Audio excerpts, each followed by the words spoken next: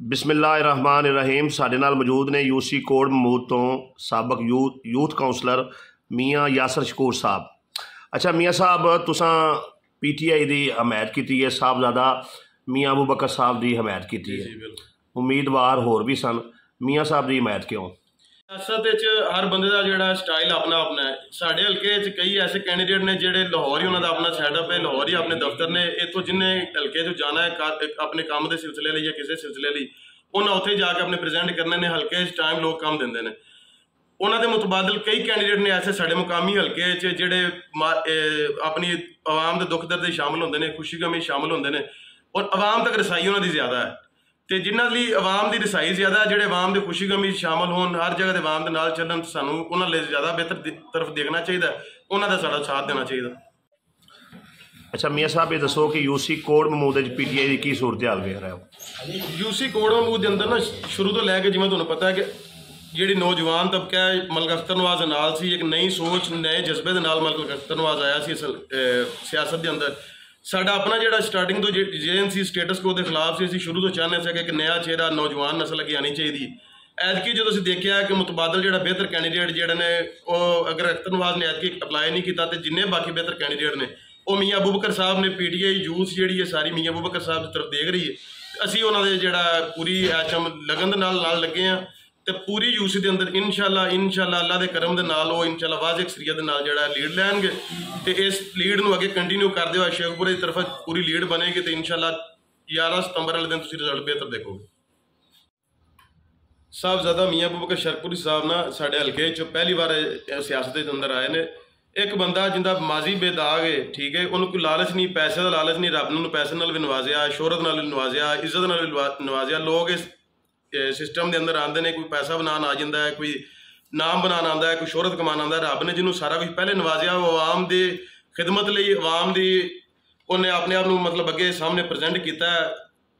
फुलों की सेज तो वो बंदा जोड़ा छड़ के अपनी जिंदगी में वो कंडिया की सेज वाली तरफ आया, तो सानू उनका बाजू बनना चाहिए। तो असीं समझने हैं कि इस टाइम जिन्हें भी मार्केट जो कैंडीडेट ने सब तो बेहतर कैंडीडेट हो, तो साड़ा उनका शाना बिशाना नाल चलना चाहिए, तो उन्होंने सानू जो पूरी लीड नाल इंशाअल्लाह हल्के मेहनत करके उन्होंने जितवाना चाहिए, ताकि साढ़े इलाके की जी कोई पिछली महरूमी रह गई, जो कोई कसर कुसर रह गई, तो वो इंशाअल्लाह दूर करन, तो इस इलाके पूरी दुनिया तक अगर नाम लैके जां, जिवें शेर रबानी का अगे नाम है शरकपुर का, हर जगह तो साड़ी पहचान है।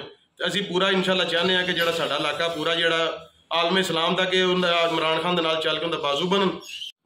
अच्छा मियाँ साहब, ये दसो कि वफाकी वजीर तालीम ने साडे MN ने और यूनीवर्सिटी वो मरीद के लै गए ने, तो इत्थे इस हल्के दियां बेटियां नूं 30 रुपए वाले साबन वंड रहे सन, तो तुसीं की समझदे हो कि ये चीज़ जिहड़ा उन्हां दा सियासी लैवल है, कद है, उहदे मुताबक है?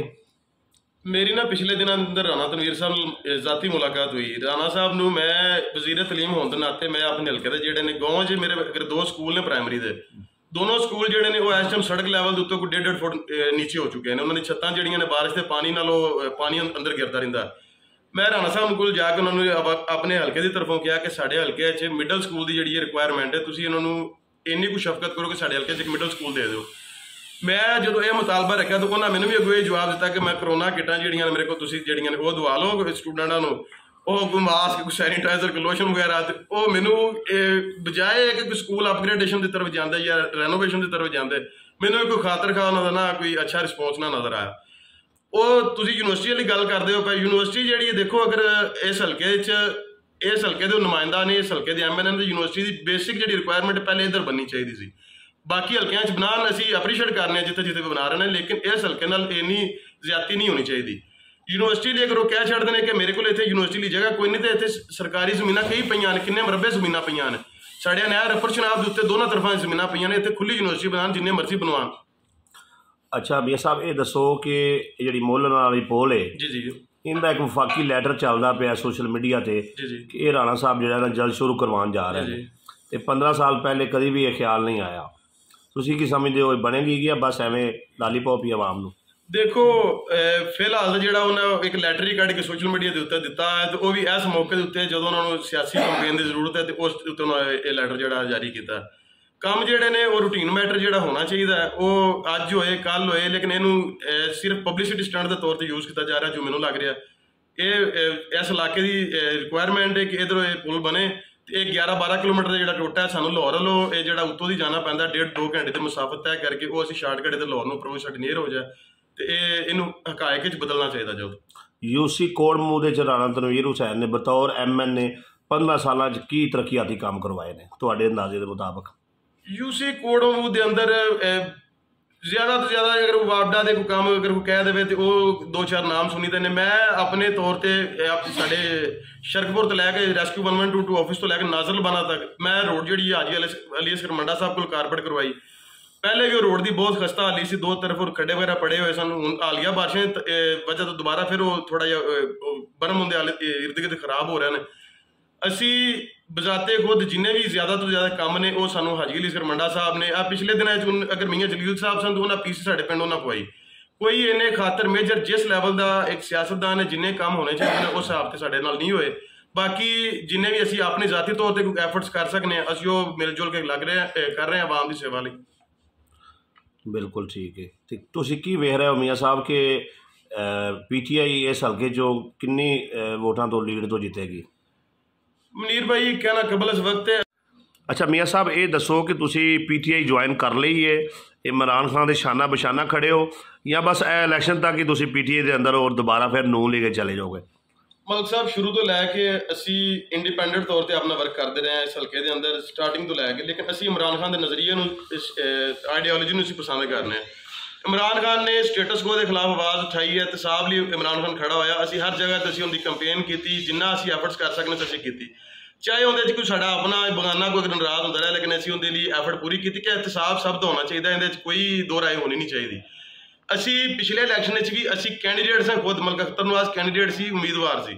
असी देखा जो कि जिन्हें भी बाकी कैंडीडेट सन जो PTI का फेस है ही नहीं सन उन्होंने अगर ओबलाइज किया गया तो असी यूथ जी है साड़ा जमीर ना गुआरा किया कि असी जो गलत फैसले एक्सैप्ट करिए।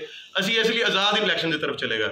ऐतकी असी हम देखा कि अगर बेहतर कैंडीडेट को अगर पार्टी ने सपोर्ट किया, पार्टी ने अगर टिकट दी तो असी बिल्कुल पार्टी के फैसले में असी तस्लीम करने तो असी पूरी एफर्ट कर रहे हैं। तो असी इंशाल्लाह जिन्ना इमरान खान की आइडियोलॉजी असी उन्हें सपोर्ट करने तो असी उन्होंने नाल चलांगे।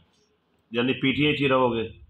सवाल का जवाब दो ना। PTI देखो इमरान खान साहब ने अगर सिखाया है कि तुसी जिथे अच्छा फैसला तुसी उन्हें सपोर्ट करो, जिथे नैगेटिव इंपैक्ट तुसी उन्हें छड़ दो। ठीक है, असी हर फैसले के नाल जो अच्छा फैसला होएगा जो मुल्क लिए जी कौम लिए जो साढ़े हल्के लिए बेहतर फैसला होएगा उस नाल चलांगे। मियाँ जलील साहब ने इस्तीफा देने तो पहले मैं उन्होंने पूछा सवाल किया मैं प्रेस कॉन्फ्रेंस कि मियाँ साहब अगला इलैक्शन किहड़ी पार्टी वालों लड़ रहा है, उन्होंने आसमान वाले ना अंगुश्त करके आख्या भी ये अल्लाह ही जानता है। देख लो फिर अल्लाह ने देखा ना कि वो मियाँ साहब आ गए, मियाँ जलील साहब इलैक्शन लड़ ही नहीं रहे तो तुहाडा फिर अल्लाह ही जानता है अगले इलैक्शन कितने खड़े हो गए। देखो अल्लाह तो जानता ही जानता, लेकिन ये कि असी हल्के लिए आवाम लिए जो बेहतर फैसला करेगा असी साडी दिली हमदर्दी जी इमरान खान नाल।